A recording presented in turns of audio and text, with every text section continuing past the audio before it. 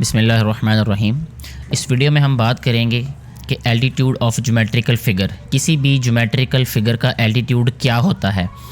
تو یہاں اس کی ڈیفینیشن پہلے دیکھتے ہیں کہ دا altitude is measured of the shortest distance, یعنی یہ جو ورڈز ہیں یہ آپ نے اچھے طریقے سے ذہن نشین کر لینے کہ جو شارٹیسٹ ڈسٹینس ہوگا کس کا، between the base and it's top, یعنی بیس کا اور ٹاپ کا، ٹھیک ہے جی۔ بیس اور ٹاپ کا جو کم از کم فاصلہ ہوگا وہ الٹیٹیوڈ کہلاتا ہے۔ جیسے اگر ہم ان فگرز میں دیکھیں جو نیچے دی گئی ہیں، یہ جو ہمارے پاس یہ ٹرائی اینگل ہے، اس میں یہ والا الٹیٹیوڈ ہے، یہ بی سے یہاں تک، ٹھیک ہے۔